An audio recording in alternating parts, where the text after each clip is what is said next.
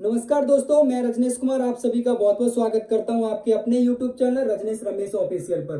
भाइयों, जैसा कि हमने पिछले वीडियो में बात की थी लोकसभा क्षेत्र अलीगढ़ को लेकर, उसी कड़ी में आज आगे बढ़ते हुए हम बात करने वाले हैं लोकसभा क्षेत्र मैनपुरी के बारे में। भाइयों, अगर लोकसभा क्षेत्र मैनपुरी के बारे में थोड़ा सा आपको समझाने की कोशिश करूं तो 1996 में जब नेताजी मुलायम सिंह यादव ने यहाँ से पहली बार समाजवादी पार्टी के सिंबल पर चुनाव लड़ा और 1996 से अब तक 2022 के बाय चुनाव में डिंपल यादव की जीत तक यहाँ पर समाजवादी पार्टी के ही कैंडिडेट जीतते आए। नेताजी मुलायम सिंह यादव जी ने यहाँ से जीत दर्ज की, समाजवादी पार्टी के नेता बलराम यादव ने यहाँ से जीत दर्ज की, धर्मेंद्र यादव जी ने यहाँ से जीत दर्ज की, तेज प्रताप यादव ने और डिंपल यादव ने यहाँ से जीत दर्ज की समाजवादी पार्टी के प्रत्याशी रहते हुए। तो भाइयों, अब हम बात करने वाले हैं 2024 में लोकसभा क्षेत्र मैनपुरी का मिजाज किस तरफ है और क्या यहाँ कोई पार्टी समाजवादी पार्टी की प्रत्याशी डिंपल यादव को, क्या कोई प्रत्याशी है बीजेपी के पास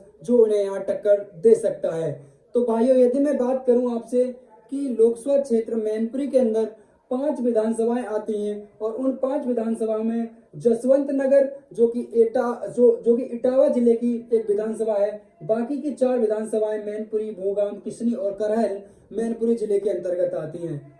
भाइयों, मैं बात करूं कि 2022 में जब उत्तर प्रदेश में विधानसभा के चुनाव हुए थे, तो अगर हम वहां से थोड़ा सा समझने की कोशिश करें कि किस विधानसभा पर किस पार्टी के प्रत्याशी को ज्यादा मत मिला, तो हम देखते हैं कि समाजवादी पार्टी, बीजेपी और बीएसपी 3 पार्टियों के प्रत्याशियों के हम मतों को देखने की कोशिश करते हैं। तो बात करूं जसवंत नगर, क्योंकि जसवंत नगर से समाजवादी पार्टी के राष्ट्रीय महासचिव शिवपाल सिंह यादव जी यहाँ से चुनाव मैदान में थे, तो उन्होंने 1,59,718 मत प्राप्त किए। तो वह बीजेपी प्रत्याशी को 68,739 मत मिले और बीएसपी प्रत्याशी को महज 17,515 मत प्राप्त हुए। बात करूं मैनपुरी विधानसभा की, तो मैनपुरी विधानसभा पर समाजवादी पार्टी के प्रत्याशी को 93,048 मत मिले, तो वहीं बीजेपी प्रत्याशी को 99,814 मत मिले और बीएसपी प्रत्याशी को 17,216 मत मिले।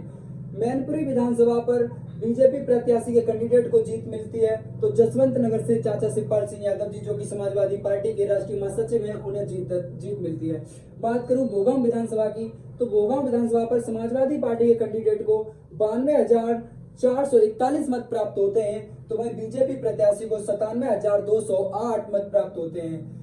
बात करें बीएसपी प्रत्याशी की, तो 14,150 मत बीएसपी प्रत्याशी के पक्ष में पड़ते हैं और भोगाम सीट भी 2022 के विधानसभा चुनाव में बीजेपी के पाले में जाती है। बात करूं किसनी विधानसभा की, तो किसनी से 97,070 मत समाजवादी पार्टी के कैंडिडेट को मिलते हैं, वहीं बीजेपी प्रत्याशी को 77,916 मत मिलते हैं और बीएसपी प्रत्याशी को 16,755 मत प्राप्त होते हैं। किसनी विधानसभा 2022 के विधानसभा चुनाव में समाजवादी पार्टी के पक्ष में आती है। बात करूं करहल की, तो करहल से समाजवादी पार्टी के मुखिया श्री अखिलेश यादव जी यहाँ से चुनाव मैदान में थे और उन्होंने 1,48,196 मत प्राप्त किए। वहीं बीजेपी प्रत्याशी को महज 80,692 मत मिले और बात करूं बीएसपी की, तो 15,701 मत बीएसपी प्रत्याशी के पक्ष में मिला। तो करहल से समाजवादी पार्टी के मुखिया श्री अखिलेश यादव जी जीत दर्ज करते हैं। बात करें विधायक के नंबरों की, तो विधायक के नंबरों में यहाँ पर समाजवादी पार्टी आगे है, क्योंकि समाजवादी पार्टी के 3 विधायक जीते हुए हैं, तो वहीं भारतीय जनता पार्टी के पास 2 विधायक जीते हुए हैं और बीएसपी का 0 है। अब बात करें कि जो 2022 में जो पार्टी के लिए मत मिला था, अगर उसे हम देखें तो समाजवादी पार्टी के कैंडिडेटों का जो योग था, जो मत मिला उसका योग करें तो 5,90,493 मत समाजवादी पार्टी के कैंडिडेटों को यहाँ पर प्राप्त हुआ। वहीं बात करूं बीजेपी प्रत्याशी के मिले हुए मत के योग की, तो उन्हें 4,24,372 मत उनके पक्ष में पड़ा। अब मैं बात करूं बीएसपी प्रत्याशियों के मत की, तो उनको कुल मत 81,337 मत उनके पक्ष में पड़ा। भाइयों, एक चीज अगर आप यहां से समझने की कोशिश करेंगे, तो बीजेपी से 2022 के विधानसभा चुनाव में भी समाजवादी पार्टी को लगभग 1,70,000 मत अधिक मिले थे। अब बात करते हैं लोकसभा क्षेत्र मैनपुरी के जातीय समीकरण की, और फिर वहां से समझने की कोशिश करते हैं कि लोकसभा क्षेत्र मैनपुरी का जातीय समीकरण क्या कहता है। क्योंकि यहां से अगर समझने की कोशिश की जाए तो समाजवादी पार्टी लगभग 1,70,000 वोटों के साथ आगे है। तो अब समझने की कोशिश करते हैं कि लोकसभा क्षेत्र मैनपुरी का जातीय समीकरण क्या कहता है।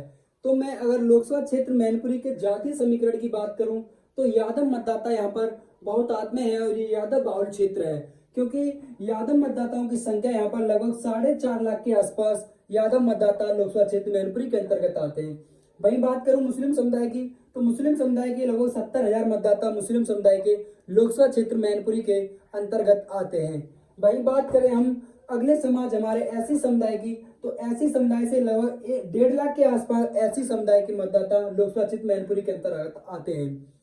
बात करें शाक्य समुदाय की, तो शाक्य समुदाय यहाँ पर दूसरा सबसे बड़ा समुदाय है और 3.5 लाख के आसपास मतदाता शाक्य समुदाय से लोकसभा क्षेत्र मैनपुरी के अंतर्गत आते हैं। बात करें पांचवें समुदाय की, तो पांचवा समुदाय हमारा क्षत्रिय समुदाय, और क्षत्रिय समुदाय के लगभग 1,10,000 के आसपास क्षत्रिय समुदाय के मतदाता लोकसभा क्षेत्र मैनपुरी के अंतर्गत आते हैं। वहीं करें वैश्य समाज की बात करें तो 80,000 मतदाता वैश्य समुदाय से आते हैं, और ब्राह्मण समुदाय से लगभग 1,30,000 मतदाता ब्राह्मण समुदाय से लोकसभा क्षेत्र मैनपुरी के अंतर्गत आते हैं। बात करें लोधी समुदाय की, तो लोधी समुदाय से 2.5 लाख मतदाता लोकसभा क्षेत्र मैनपुरी के अंतर्गत आते हैं। बाकी लगभग 4 लाख के आसपास यहाँ पर अन्य समाज के मतदाता हैं जो छोटी छोटी संख्या में यहाँ पर निवास करते हैं। अब बात करें जातीय समीकरण को थोड़ा समझने की कोशिश करें तो समाजवादी पार्टी का यादव और मुस्लिम कोर वोट बैंक है। यादव और मुस्लिम समाजवादी पार्टी का कोर वोट बैंक है, और अगर इन्हें जोड़ा जाए तो लगभग 5,20,000 मतदाता यादव और मुस्लिम समुदाय के ही हो जाते हैं। आगे बात करें बीजेपी के कोर वोट बैंक की, तो बीजेपी का क्षत्रिय, वैश्य, ब्राह्मण और लोधी समुदाय बीजेपी का कोर वोट बैंक है। 5,70,000 के आसपास हो जाता है, लेकिन उसके बावजूद भी 1996 से ये लोकसभा क्षेत्र मैनपुरी की सीट समाजवादी पार्टी के पक्ष में थी। उसका कारण ये है कि भाइयों, आप अगर लगभग पिछले 3-4 चुनावों से देखेंगे तो भारतीय जनता पार्टी समाजवादी पार्टी के कैंडिडेट के सामने शाक्य समुदाय से प्रत्याशी उतार दिया हुई थी, क्योंकि शाक्य समुदाय यहाँ पर मैनपुरी के अंदर दूसरा सबसे बड़ा समुदाय शाक्य समुदाय है, क्योंकि इनके 3.5 लाख मत इनके लोकसभा क्षेत्र मैनपुरी के अंतर्गत आते हैं। अगर जातीय समीकरण को देखकर बात की जाए तो लगता है कि यहाँ पर भारतीय जनता पार्टी बढ़त में नजर आती है, लेकिन ऐसा नहीं है, क्योंकि ये सीट समाजवादी पार्टी की घरेलू सीट है और मैनपुरी के विकास में एक एक ईंट पर नेताजी मुलायम सिंह यादव या समाजवादियों का नाम लिखा हुआ है। क्योंकि 2022, 2019, 2014 और 2009 के 4 चुनावों में 4 बार भारतीय जनता पार्टी शाक्य समुदाय को उनके सामने करके देख चुकी है और उसे हार झेलनी पड़ी है। अब बात करें 2022 में समाजवादी पार्टी ने यहाँ से सपा सुप्रीमो श्री अखिलेश यादव जी की पत्नी डिंपल यादव प्रत्याशी के रूप में मैनपुरी से प्रत्याशी हैं। तो वहीं अभी तक भारतीय जनता पार्टी ये निश्चित नहीं कर पाई है कि मैनपुरी से इस बार चुनाव कौन लड़ेगा, और उसका एक रीजन ये है कि मैनपुरी लोकसभा क्षेत्र से 6 लोकसभाएं और सीमा बनाती हैं। उनमें से एटा, फर्रुखाबाद, इटावा, फतेहपुर सीकरी, फिरोजाबाद और कन्नौज लगती हैं। फिरोजाबाद से समाजवादी पार्टी के राष्ट्रीय महासचिव रामगोपाल जी के बेटे अक्षय यादव चुनाव मैदान में हैं। कन्नौज से अभी समाजवादी पार्टी ने अपना प्रत्याशी घोषित नहीं किया है। उम्मीद ये है कि समाजवादी पार्टी के मुखिया श्री अखिलेश यादव जी यहां से चुनाव लड़ सकते हैं। वहीं बात करूं एटा और फर्रुखाबाद की, तो एटा में देवेश शाक्य और फर्रुखाबाद से डॉक्टर नवल किशोर शाक्य को समाजवादी पार्टी ने अपना प्रत्याशी बनाया है। इटावा से इंद्रजीत दोहरे जो कि ऐसी समुदाय से आते हैं। वहीं बात करूं फतेहपुर सीकरी की, तो फतेहपुर सीकरी सीट इंडिया गठबंधन के तहत कांग्रेस के खाते में थी और कांग्रेस ने यहाँ से सिकरवार समाज के प्रत्याशी को अपना कैंडिडेट बनाया है, वो भी ऐसी समुदाय से आते हैं। बीजेपी का यहाँ पर अभी तक कैंडिडेट घोषित न होने की सबसे बड़ी अगर कोई कहानी है तो वो है ये 2 लोकसभा क्षेत्र एटा और लोकसभा क्षेत्र फर्रुखाबाद से समाजवादी पार्टी ने साक्य समुदाय के प्रत्याशियों को अपने चुनाव मैदान में उतारा है। और इसी को देखते हुए भारतीय जनता पार्टी इस बार तय नहीं कर पा रही है कि वो किस समुदाय से यहाँ पर अपना प्रत्याशी उतारे, क्योंकि देखिए यूपी के चुनाव में जाति फैक्टर बहुत बड़ा मायने रखता है और हर व्यक्ति इस बात को अब समझता है, क्योंकि सोशल मीडिया का जमाना है। कोई भी छोटी सी चीज को बहुत बड़ा चढ़ाकर दिखाया जाता है, क्योंकि जब से लोकसभा क्षेत्र एटा और फर्रुखाबाद में साक्य समुदाय से समाजवादी पार्टी ने अपने प्रत्याशी घोषित किए हैं, तो यहाँ के लोगों को लगने लगा है कि हमने 4 बार समाजवादी पार्टी के कैंडिडेट के विपक्ष में वोट करके देख लिया और हमें जीत दर्ज नहीं हुई है।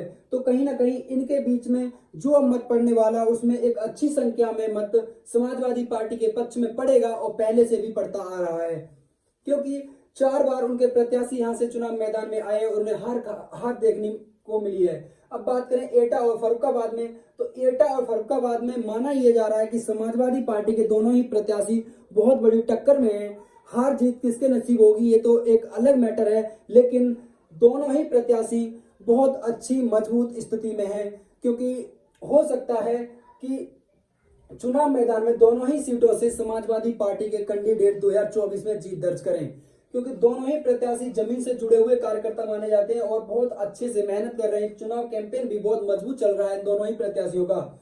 और इसे देखते हुए सोशल मीडिया का जमाना है, हर चीज छोटी छोटी चीजें बहुत अच्छे से फैलती हैं और उस चीज को देखते हुए समझते हुए ये समुदाय इस बार समाजवादी पार्टी के पक्ष में अधिक से अधिक मत करता हुआ नजर आएगा। इसको देखते हुए ही भारतीय जनता पार्टी कंफ्यूज है कि डिंपल यादव के सामने किस प्रत्याशी को 2024 के चुनाव मैदान में उतारा जाए, और अभी तक भारतीय जनता पार्टी यहां से अपना उम्मीदवार घोषित नहीं कर पाई है। तो भाइयों, ये थी मेरे द्वारा जुटाई गई लोकसभा क्षेत्र मैनपुरी के बारे में जानकारी आपको कैसी लगी? अगर जानकारी पसंद आए तो वीडियो को लाइक करें और अपने सुझाव मेरे तक भेजने के लिए कमेंट बॉक्स का प्रयोग करें। अपना एक सुझाव जरूर भेजें, जिससे मुझे मालूम पड़े कि हम जो चीज़ें आप तक पहुंचाने की कोशिश कर रहे हैं वो कितनी कारगर हैं। वीडियो पसंद आए तो चैनल को सब्सक्राइब कर लें और बेल आइकन ऑन कर लें, क्योंकि आगे आने वाली वीडियो आपसे सबसे पहले देखने का मौका मिलेगा। और अपने जानने पहचानने वाले भाई बंधुओं में इस वीडियो को ज़्यादा से ज़्यादा शेयर करें। तो मिलते हैं अगले वीडियो में, तब तक के लिए जय हिंद, जय भारत।